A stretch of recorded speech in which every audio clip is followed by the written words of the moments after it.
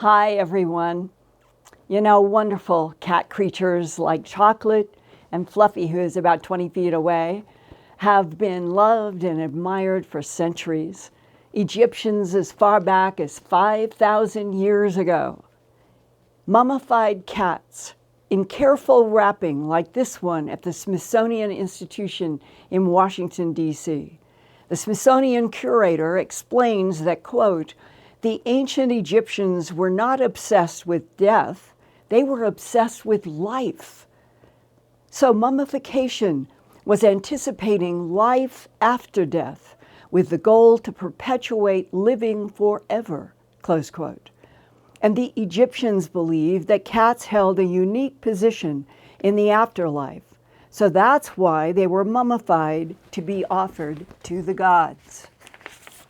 Well, last week, Peru's Minister of Culture announced the discovery of this big cat on the side of a hill, hidden until now amid all the other animal figures in straight lines in the famous plains of Nazca. This cat with pointy ears, round eyes, and striped tail stretches about 121 feet or 40 yards along the hillside. Experts say it dates back to around 200 BC. So this cat was outlined here 2,200 years ago. The Peruvian culture minister announced the cat figure was found by employees who were cleaning the hill mound. Quote, the figure was barely visible and was about to disappear due to its location on a fairly steep slope and the effects of natural erosion. The lines outlining the cat vary between 30 and 40 centimeters, which is 12 to 16 inches wide, close quote. The outline goes deep enough to expose the yellowish soil beneath the dark, rocky surface. The straight lines, trapezoids, and animal glyphs between Nasca and Palpa, Peru, were first discovered in 1926 by a Peruvian archaeologist. They have remained among Peru's greatest historic mysteries.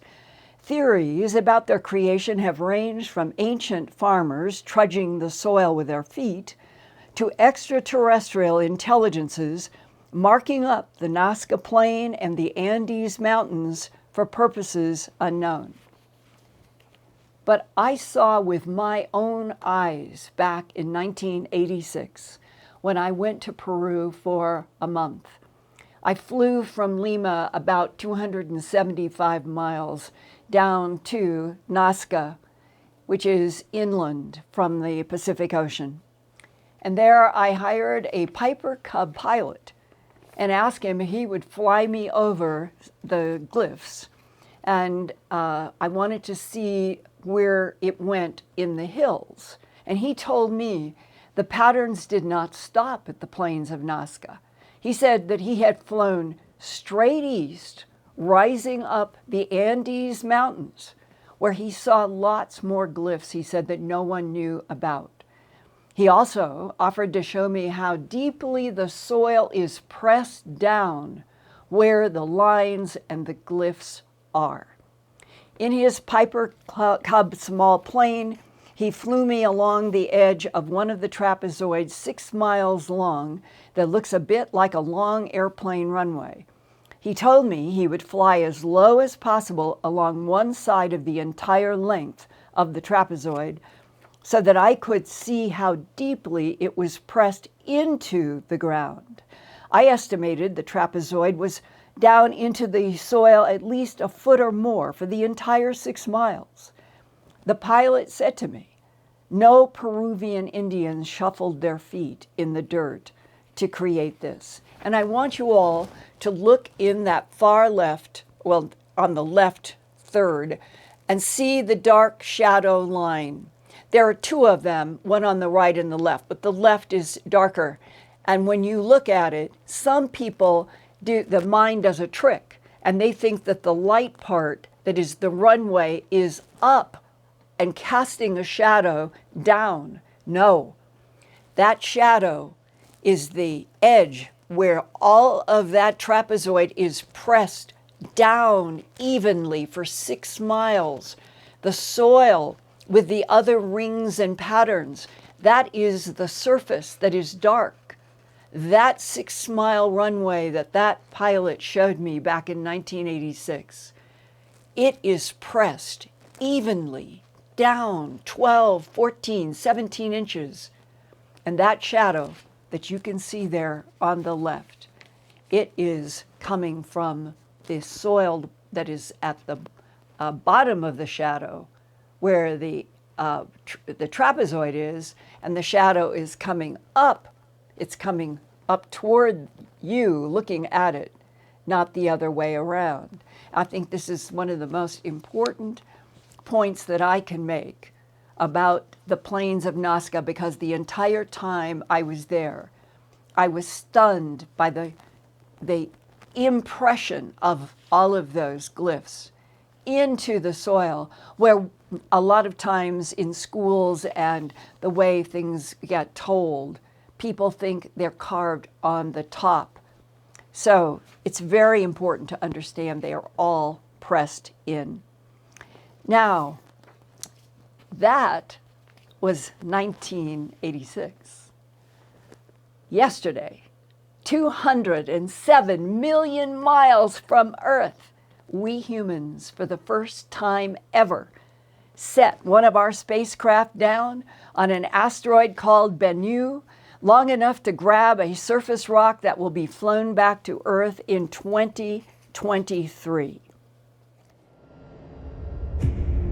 As we started to approach Bennu from a distance and it started to fill up the camera field of view, it looked exactly like we thought it would, with a few boulders sticking out. But as we got closer, we expected to see a very sandy surface with maybe a few boulders here and there. And what we saw is very little sand. And we saw these mountains, we saw boulders, we saw rocks, and we saw very few areas that had this sandy surface that we were expecting and what we had designed to.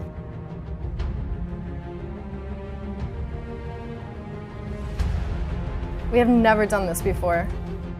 We're actually going to collect a sample and bring it back down to Earth for further examination by scientists.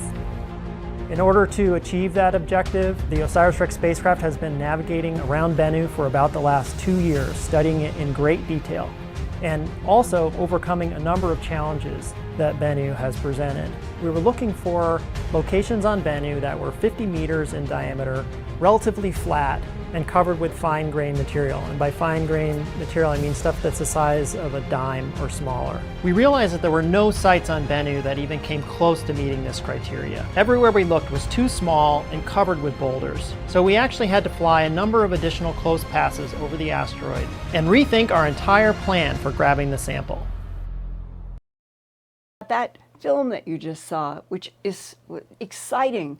Yes, it's just an asteroid 107 million miles away, but I think that it is worth thinking about that we went there and we touched down. We didn't draw glyphs, we didn't do lines, but we got there.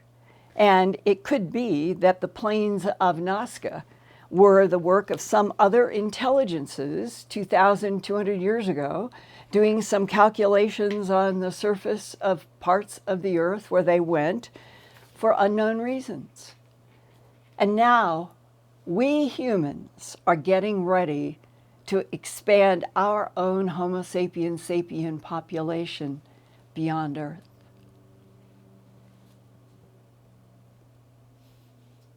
Elon Musk says he thinks he can launch one of his starships to Mars in 2024. First, without humans on board, but strictly artificial intelligence controlled from Earth.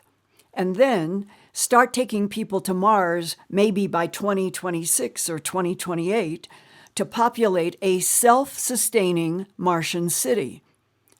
Listening to Musk's compelling interview, he has existential concerns, like people that I hear in the human abduction syndrome, who think some huge crisis could be coming beyond COVID-19 that will reduce the Earth's population so much that by 2050, there won't be any large cities. I think it's helpful to have as the objective the creation of a self-sustaining city on Mars. I think this has to be the objective, not simply a few people or a base, but a self-sustaining city. The acid test really is, if the ships from Earth stop coming for any reason, does Mars die out? For any reason. It could be from any banal, or it could be nuclear Armageddon. Doesn't matter. If the ships stop coming for any reason, does the city on Mars die out? If it does, we're not in a secure place. So, I mean, I think this really might come down to, on the great filter front, are we going to create a self-sustaining city on Mars before or after World War III? And I think the probability of it being created after World War III, hopefully there's never a World War III, but of after is low. So we should try to make the city self-sustaining before any possible World War III.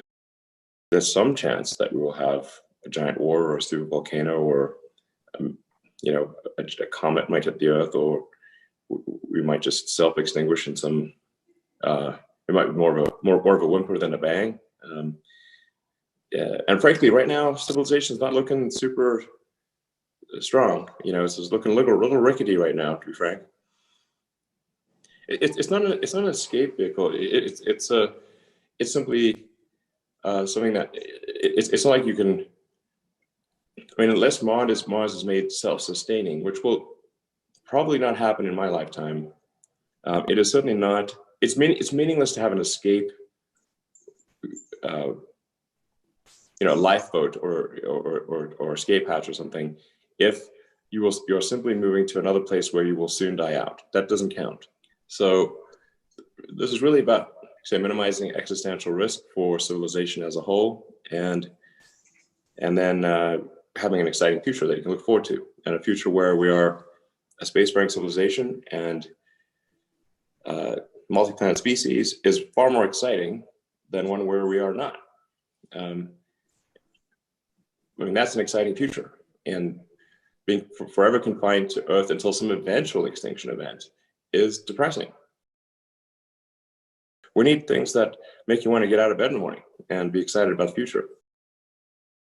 Beyond Elon Musk's historic challenge to get some of human civilization to Mars, there are military whistleblowers who say there are extraterrestrial presences already in our solar system, with ET bases on Earth, our moon, Jupiter's Ganymede, Saturn's rings, and beyond. One retired military man I know says it is a fact that other intelligent life is present throughout this universe, including Mars and Earth.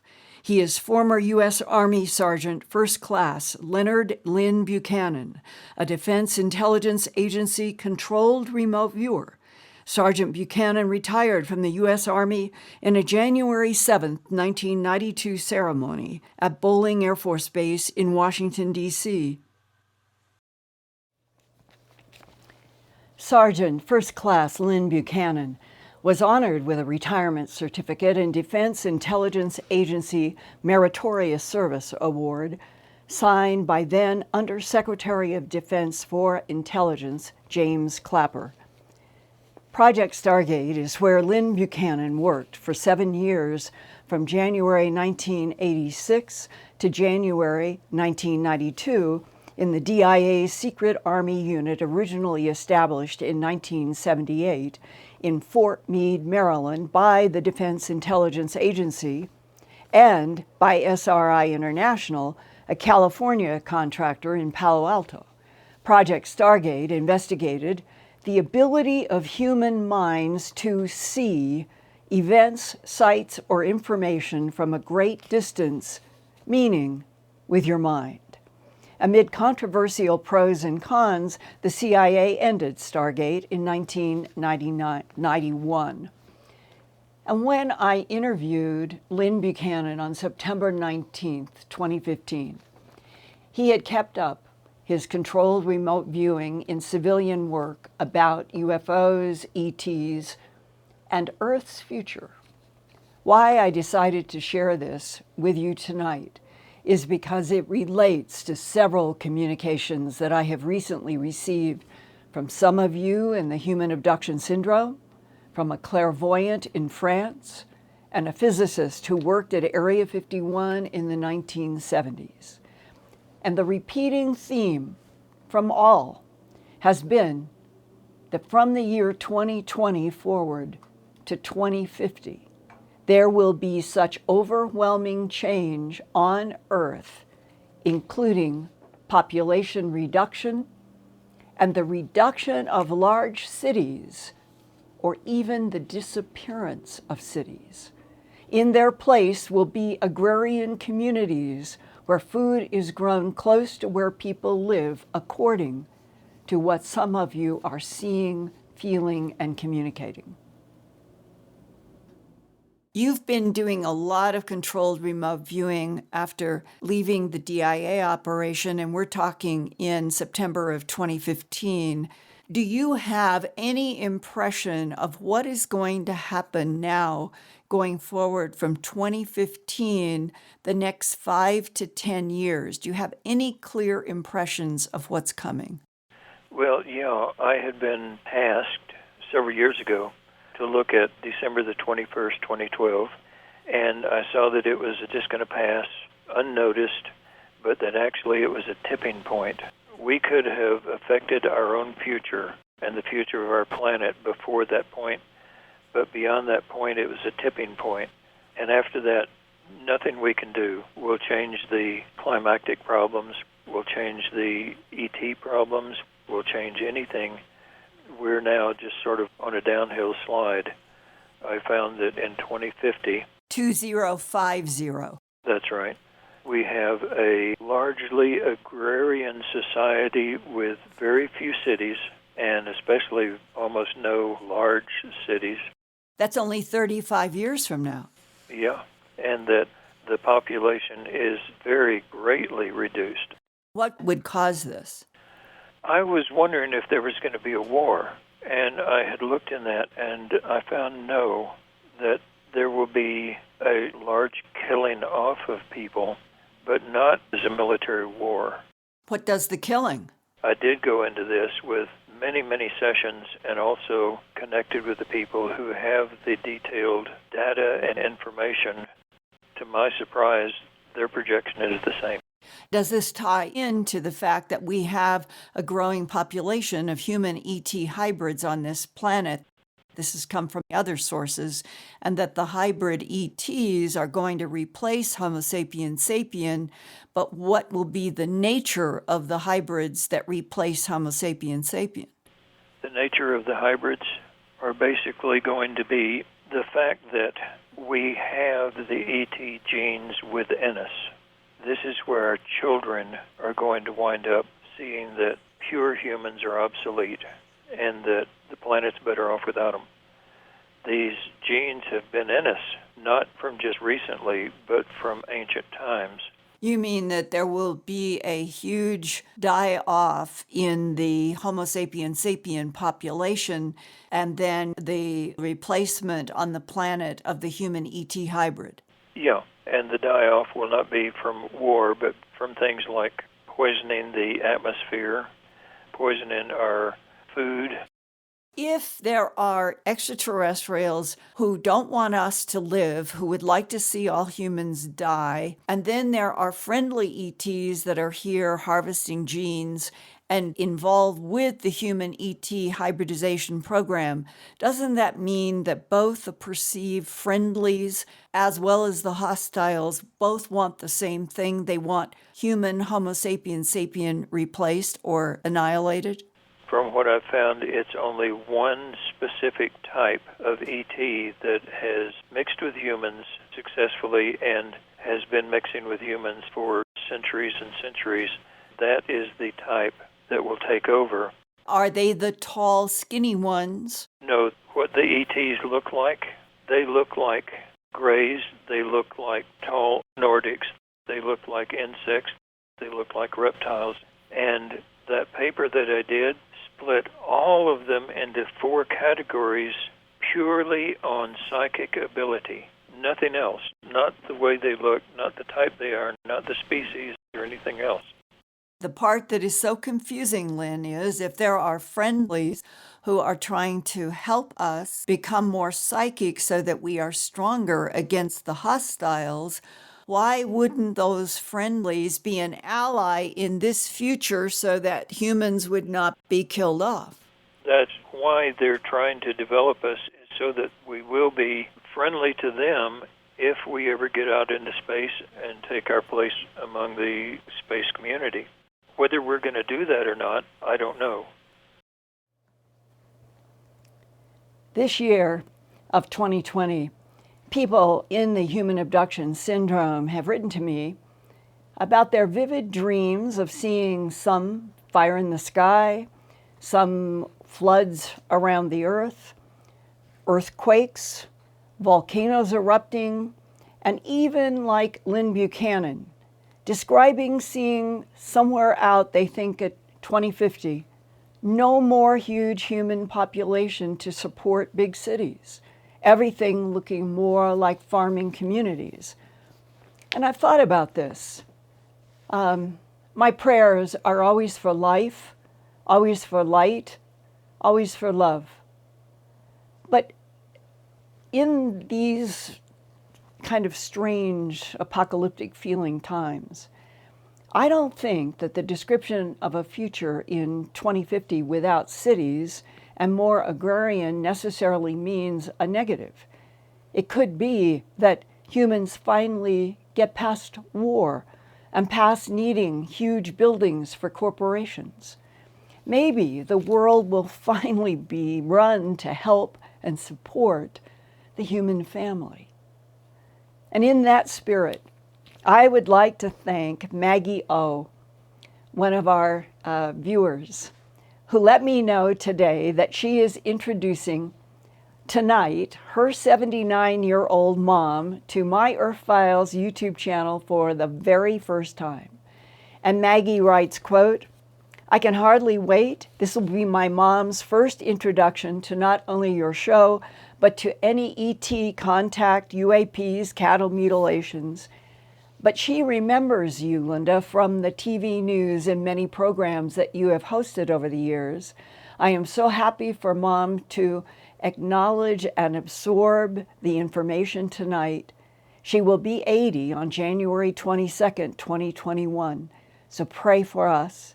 We need the help of love from the hearts of all of us awakening. May your work be blessed continually in truth. Stay safe, keep healthy. Warmest agape love, Maggie." And an agape digital hug to you and your mom and your family and to everyone here tonight on the other side of the lens and the zeros and ones. I am so glad that in this horrible COVID pandemic, that we can continue to gather on these Wednesday nights and that we are a growing group. We've passed 154,000. I would love it if every single one of you tonight, you know 2 people who are not subscribers, ask them if they will subscribe. And maybe we'll get another 10,000 by New Year's Eve, getting out of 2020 into 2021. And we could do another great celebration if we could break through, let's say, another several thousand between now and the end of December. Try it. All of you listening, just talk to 2 people who aren't subscribers. And it would be great to do a jump up into the new year, hoping that this will be 2021, the year we left COVID behind. I'm praying for that. So, I also have an update from Kenya. I've gotten emails from you all wondering what the status is on that family, the dear Keegan family who had the pregnant cow that was found bloodlessly mutilated and the calf removed in what I have seen in the past in my investigations. Well, I have received through WhatsApp a couple of notes from Sarah JG. She's a smart, wonderful woman who is a reporter for Kenyan News Agency. I've really enjoyed being able to communicate with her. And she said that she was going to, this week, try to get Sarah to a bank in Nairobi to at least open up an account because she and her husband and their family, they don't have a bank account or they don't have any way that we could do a fundraiser to try to replace the cow. And I just a couple of days ago received she was going to do the meeting with Sarah Keegan, and Sarah, the JG, the reporter, stepped on a board that had a nail that went into her leg, bless her heart, and it was rusty, so she had to go to a hospital, and she is trying to recover from that and said, as soon as I can, I'll let you know that we open up at least a bank account that we could do a GoFundMe to replace the cow and some money for the food.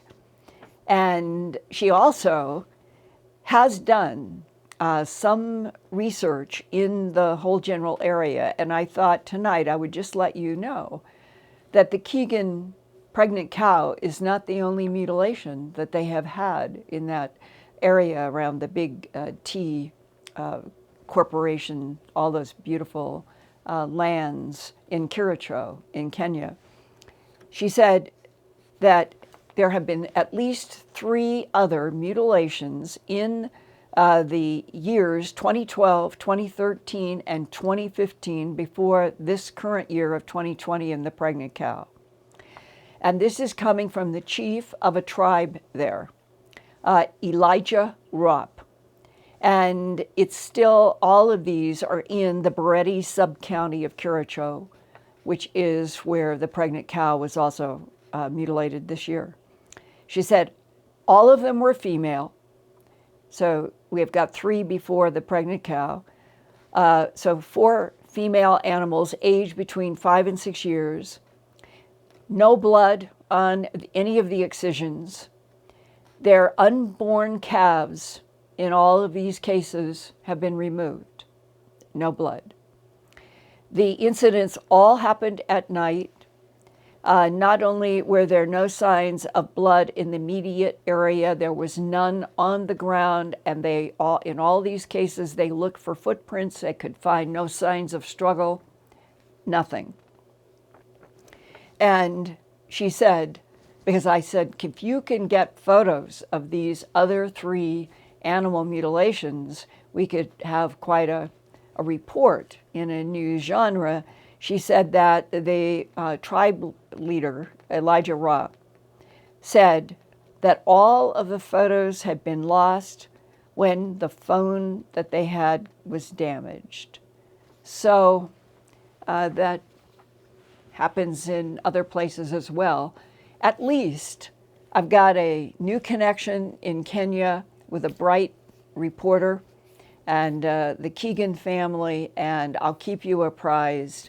And when we have a next ground on which it seems stable that we could do a GoFundMe to help them replace the cow and some feed, I'll announce how we do it here, because we're still in the process of trying to figure out what to do in Africa.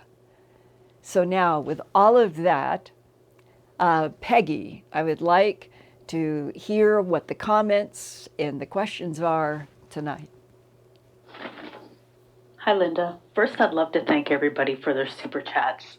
So thank you, everyone. Minnesota Folk, Cat Chaser, Jeffrey Rizzo, Moonbird, Manny, Javier Velez, Kendall 1090, Barry Marlowe, Rebecca Cole, Om Mystery, Winnie Gustafson, Channeling the Heart, Barbara Joyce, The Major, California Girl, Manny, Doreen Garby, Leslie Hoskins, Alien Life, Carlene Boyce, Liz Gaspari, and Brad Bryant, and one more name just came through, Michelle Hertzberg. Thank you, everyone, for your super chats.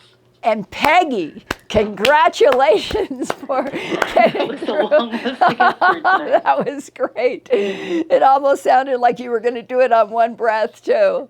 Well, bless Peggy and Eric and Brad and all of you and everybody. Thank you so much.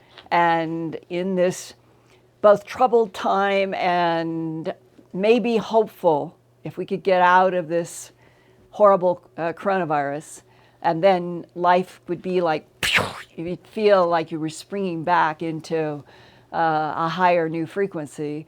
What kind of questions and comments do we have tonight? I have a great question here. Somebody wanted to know, if humans are psychic, does that mean that they have alien DNA? Well, that is a very good question that I don't think I've ever contemplated at exactly that level. I just read a paper about the whole issue of looking back far into before Neanderthal and going back. And the paper wasn't written in the context of ET, but it was written having to do with the Minoan kingdom, and that there definitely is very interesting genetics going way, way back into the ancient Greeks. And I had the question in my mind that if I went to those scientists and took that work to somebody who is actually trying to look for the presence of something that would be definitely non-humanoid primate from the Earth, would they be able to have a marker? Would there be a marker? So that's the other side of this question. I can say with what I consider to be confidence that it is a correct statement. Homo sapiens sapien is the result of genetic manipulation of already evolving primates by extraterrestrial biological entities. That, to me, is an accurate and honest statement. To fill it out into all of the lines that come from the tree of life of Homo sapiens sapien, and before that Neanderthalensis, and going back and Denisovans and all of the branches and roots and the mystery of standing up primates since Homo erectus 2 million years ago. What would be the marker for a geneticist to say to the New York Times and the Washington Post and the Guardian and around the world, this is proof, this is hard proof that this set of humans, Homo sapiens sapien, were the direct product of genetic manipulation by extraterrestrial biological entities? I think that that information exists, certainly in the United States government, but it doesn't exist in any kind of a public or medical public forum. That's one of the best kept secrets in areas of research. So I guess as best we can do at the end of 2020 is say that I and a few others have had direct discussions with people who have worked in genetics, who have done some research trying to come up with a way to investigate. And it may have occurred, but we do not have anything that is in front of us in a document that could hold up in a court of law and become the new revolutionary context for the evolution of humans on this earth. That's what we are waiting for. That's what we need to move the earth onto a much more accurate, honest, historic context. So I'm going to throw it back to you and say, hold these questions on genetics. And maybe next year, maybe it'll finally break open. As soon as we have that headline, we're not alone in the universe, as soon as people with direct knowledge and evidentiary material stand up in front of CNN and other televisions around the world and on the internet and say, yes, it is accurate. Homo sapiens sapien is the result of genetic manipulation of already evolving primates on this planet. It is a big story. It is complex. There are many, many facets that relate to many different civilizations in this universe that have been involved with this planet and use this planet like a laboratory. And certainly not everybody has all the answers. That, what I just said, is as close to the big truth as I can possibly muster. I would assume that when you're dealing with the telepathic ones, as Lynn Buchanan, the wonderful control remote viewer, said in an interview excerpt that I used back in July, that when he did control remote viewing and others when they were tasked, that they found that throughout the universe there was a lot of consciousness, but it was divided into four groups that were subdivided into psychic versus non-psychic. They were the friendlies who were telepathic, the friendlies who were not, the hostiles that were telepathic, the hostiles that were not, and the neutrals that were friendly and the neutrals that were not. And that is a big statement in and of itself, that we can't assume that all consciousness and beings through this universe, from one end to the other, are all telepathic. And not all humans are telepathic, but there are many humans on this earth right now who have the ability to receive telepathic communication and send telepathic communication. Coming back full circle to your question, would telepathy be a sure sign of genetic manipulation by ETs putting their genes in evolving primates on Earth to make sure that there was a telepathic ability?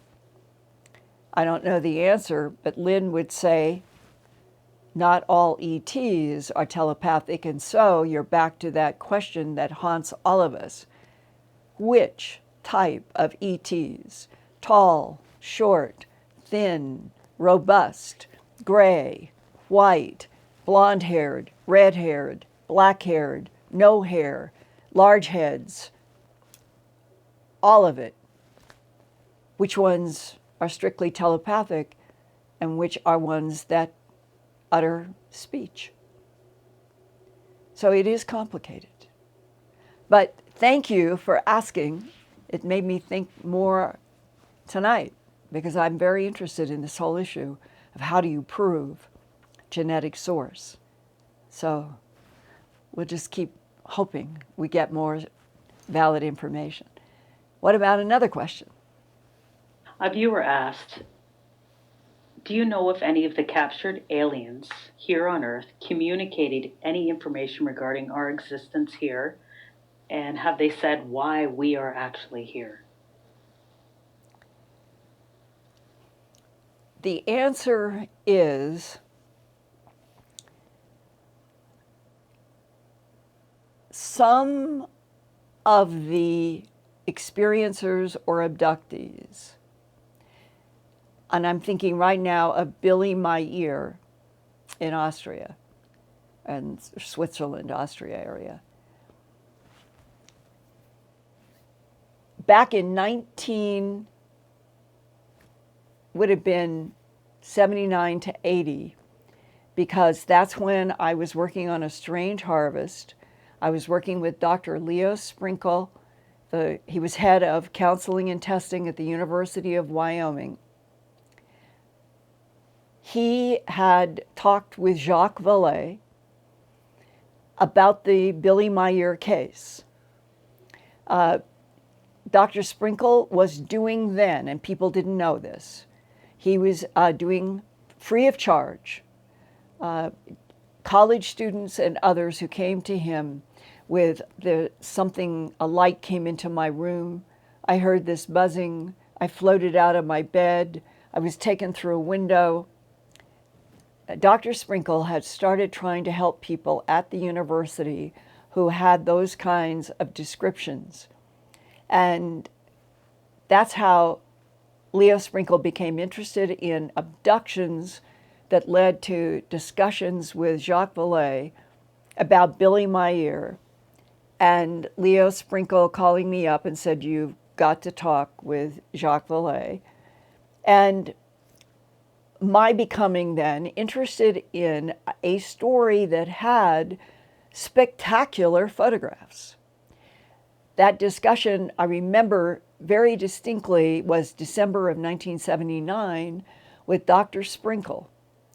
And because Dr. Sprinkle was in conversations with the people who were interfacing with Billy Mayer, I ended up getting a gift that Christmas of the two, I think it was the first volume and then later, and they are the big square books that had all of these photographs of craft and allegedly a blonde ET named Semyase. Some of you may have seen those books. And with comments written, they're really quite beautiful books, with comments allegedly from Semyase and these blonde, some of them were blonde, and some of them were brown-haired. All of them were, I believe, in the Billy Mayer case, the ones that he dealt with were female, very light-skinned and blue eyes, but with different brown hair, blonde hair. And in those two books, you get quotes of what you would fantasize that you would hope contact with another civilization in the universe would be like. It's about, you are our brothers and sisters. We are here to monitor. You need to grow and evolve, and to them, humans are like children that have been set in motion. I mean, it's all very, very polite and wonderful and beautiful. And in that context, if the Billy Mayer case, which has become extremely controversial, but I'm sharing with you what I specifically remember in the fall of '79 talking about with Jacques Vallée and with Dr. Leo Sprinkle. It was not controversial then outside of a small group of people who were going to look at the photographs. Jacques Vallée had been there, had walked all over the ground, said that he thought it was a reasonable case to consider the possibility that some of what was being photographed and being described may have occurred, but not proof. So in that case, any of the humanoids that have expressed to abductees, which have, in my mind, a few beyond the Billy Mayer case, they're saying, you are our brothers and sisters. That does not happen in the abduction cases with the Greys. And about the reptilians, I know less about the communications that would be familiar or familial when it comes to the reptiles, because the truth is most of the abduction cases that I have investigated, gotten illustrations, done recorded interviews with people who have had some kind of an extensive interaction by their discussion with the reptiles, it's not really what I would consider to be pleasant. It's more aggressive.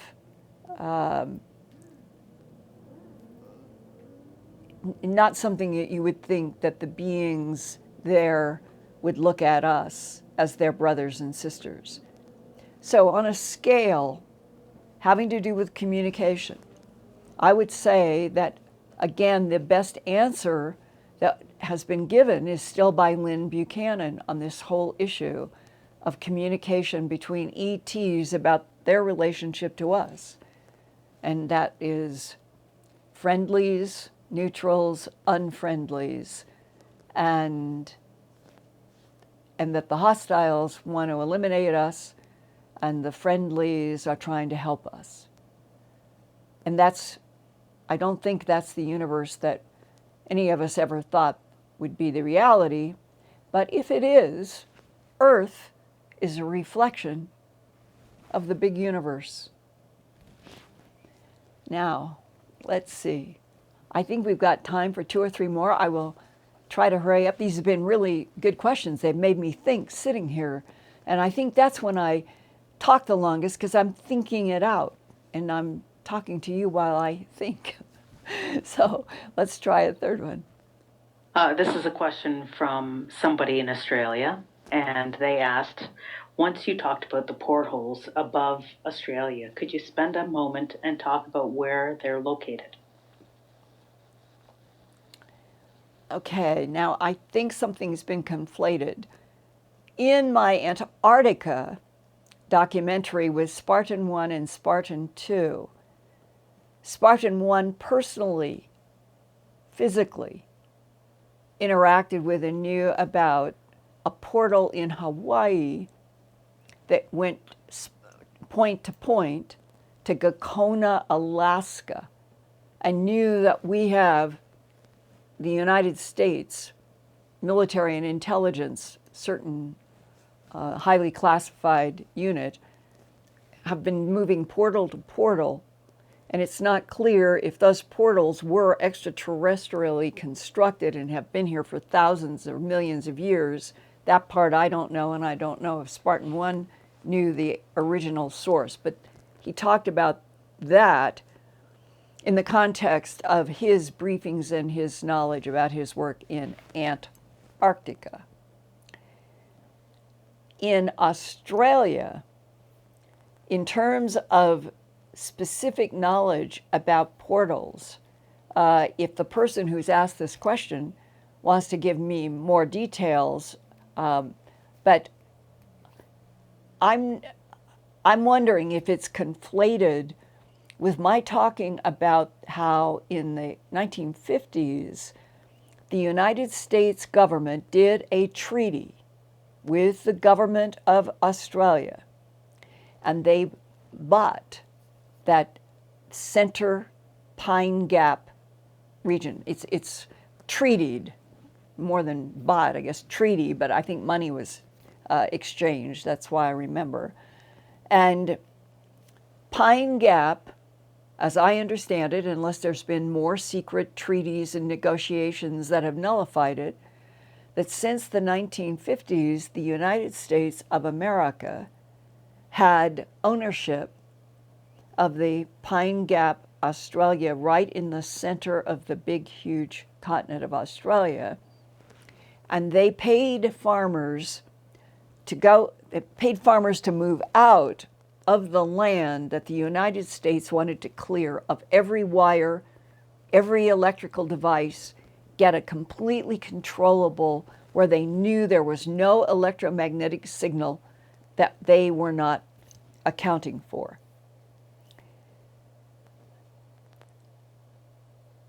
Then, with that as a place that the National Security Agency has operated, as I understand it, specifically having to do with extraterrestrial monitoring and all of that, you may have thought that in describing that I was talking about a portal.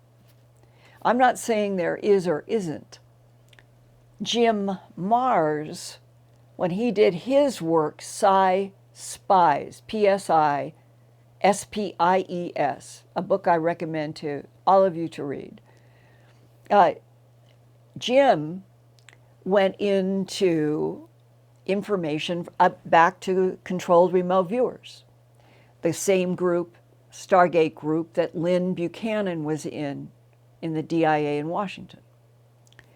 And those remote viewers worked with Jim Marrs when he did that book, talking about what they felt that they could without violating their non-disclosures.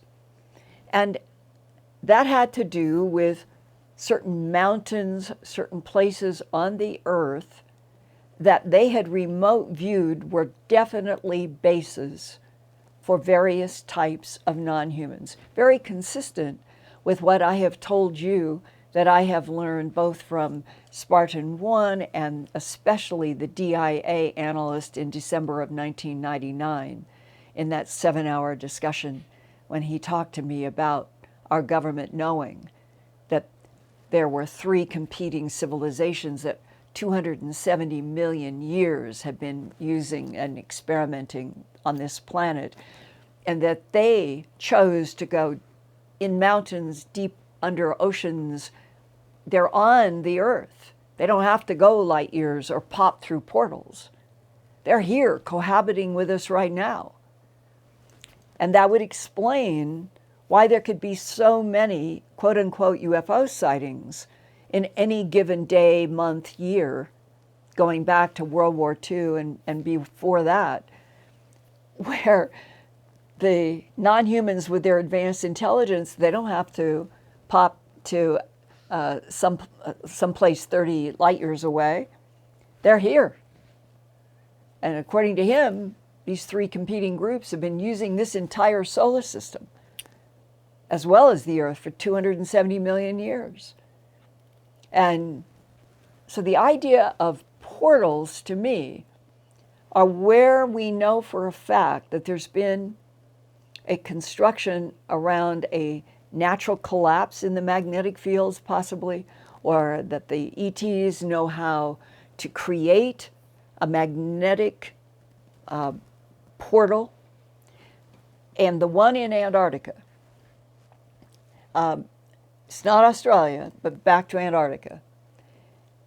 The big one, the Spartan 1 said, was definitely a portal that interconnected with a portal in the rings of Saturn that took them out into the Milky Way, is the Wilkes Land magnetic anomaly. For those of you who have my documentary, you will know that there's a map with a very clear location of where that is. For those of you who don't have my Antarctica documentary, Ancient Alien Secrets Beneath the Ice, not the ancient part, that's the TV series I do, the Alien Secrets Beneath the Ice, that I would suggest everybody get that documentary. The downloads from Vimeo and Amazon are so simple. And then I have the physical DVDs in a lovely case. And there really is a lot of truth and substance and fact in that hour documentary. Spartan 1 was there, and he spoke from truth for me. And everybody should know what Spartan 1 and Spartan 2 say in that documentary. Because in the opening throes of whatever is going to happen, whenever our government or China or Russia or India or whoever it is going to have the courage to finally step up to the plate and tell the world the truth, we're not alone in this universe and never have been. And that we have had different types here based throughout this solar system and on this planet for millions of years. Then the discussions about these portals that can go bing, bing, 30 light years is going to fall out of those kinds of admissions eventually. But I think that the portals are still kept as the greatest secret, because if you know how to move point to point in this universe, it would explain the difference between a PhD in nuclear physics and a newborn baby. That's the way I look at it. And I think that we humans are kept in a kind of babyhood in all of this. And yet, I think that we have the potential in our soul, in our mind, and spirit. I think that we have the potential to travel this entire universe. And then it won't be a question of whether we have cities or farm city hybrids on Earth. It will be like Elon Musk. Are we going to be able to get to Mars and get a self-sustaining city before we blow this planet up? We have to get past ever having even the thought of blowing up Earth. I mean that in the general, generic sense of nuclear war. So when that's still a possibility, we're still babies. We're still tribal, as Stanton Friedman always said. When we get past that, and we know that we can then have a base on Mars and not worry about whether or not everything got so destroyed back here, they'd never get any supplies from Earth again. Wow, what a feeling. Trapped on Mars. Well, you better then go to Mars when you have a huge support of being able to grow your own food and whatever else that Elon Musk has in mind. He's right. So those that can move point to point, they're so far beyond our comprehension, but I think they exist. And we may not ever really interface with them because we are babies. We really, really are. And we need help. We don't need war. We need help. Okay, how about one more? This comes from a viewer who would love to know what's your opinion on the Mayans being moved off planet. What happened to them? It was one of the more interesting discussions that I ever had with a government whistleblower. This was a person in Washington, D.C. It goes back to the late 1980s. I remember very specifically, I was working on a documentary for PBS about chemistry. And in this discussion, this person sought me out because they knew about my documentary, A Strange Harvest. And in this incredible discussion, it started with what could be the reason for bloodless, trackless animal mutilations. I'm asking in the frustration of it happens. I had learned by then that the excisions showed evidence of high heat. I had been working with Dr. Altschuler. We were doing the kind of pathology that would hold up in a court of law. We knew that hearts could be removed in the animals without any surgery in the chest or the ribs, that the pericardium could be left in the chest without a cut. We knew that that had to be in the range of molecular surgery, all of that.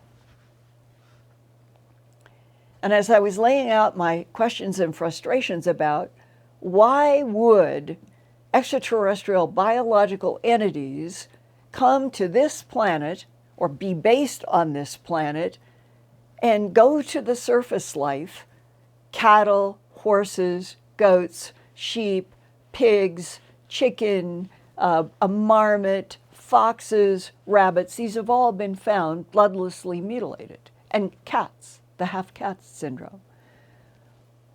Why would they do that and leave the bodies to be found that shocks and repulses humans? And this provoked this insight into the creation of the Mayans. I'll give you the short version.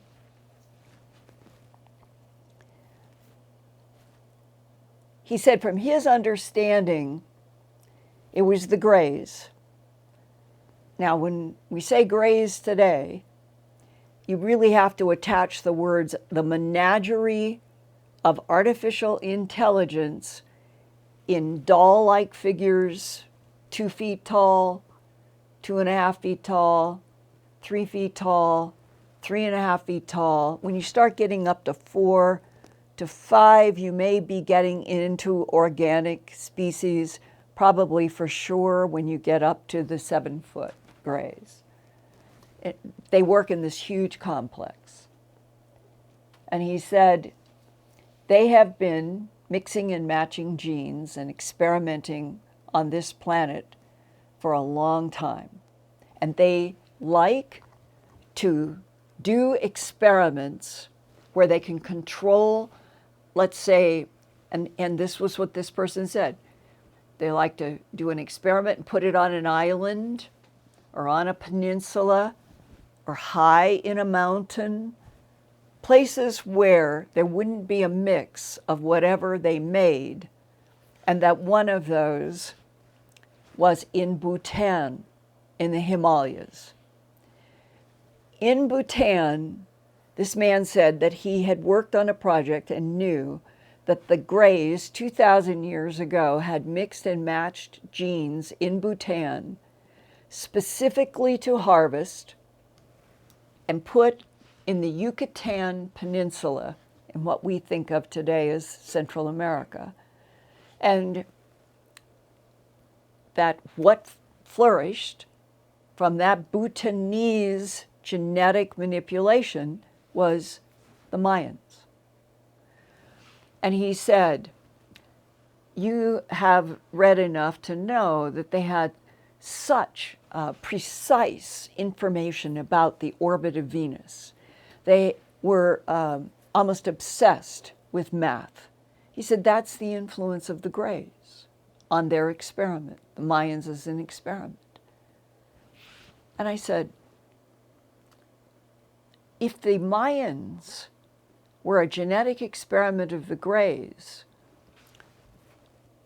would that explain, I mean, are you, because we had started out in animal mutilations, are you suggesting that there is a tie between the harvesting of material from the animals and that the Mayans would have these ball games and the victor is the winner would have his heart cut out while his heart was beating and hold it up to the gods? Is there some connection? And he said, I understand the point that you are making. And he said, and I can't give you a precise answer, but we do know that the Mayans were involved with what we would consider to be a lot of violence in their sports, but we don't know what it was that the Greys specifically were doing a hybrid in this planet or genetic manipulation. And he said, but I can tell you this, it wasn't harvest problems, it wasn't drought, that in 850 AD, the Greys sent a mission and they took the vast majority of that entire Mayan experiment from the Yucatan. And Linda, as far as I know, they occupy a planet, an entire planet. The Greys took their Mayan experiment from the Bhutan and put it on a planet. And he said, I don't know if someday humanity will be shown images, but he said, there is a Mayan planet out there in the Milky Way galaxy, and the Greys put it there. Whichever you are feeling, meaning some of this seems like science fiction. But if you just put it into that category, what if this is true? The size and the scope of the experimentation on this planet Earth by different ET civilizations has been huge. And the excitement that I feel is trying to understand as much as I can and keep reporting to you and getting your great questions and staying in this dialogue, and let's keep growing this group, because maybe 2021 will finally bring us that head-cracking headline. We're not alone, and once that happens, all of the questions in all directions are fair game for all of us in public discussion. And maybe we will finally begin to learn all of the evidentiary material that we would like to have about our past, our present, and our future, that will include, let's hope, Elon Musk's self-sustaining civilization on Mars and whatever they find there underground. See you next Wednesday. I love you.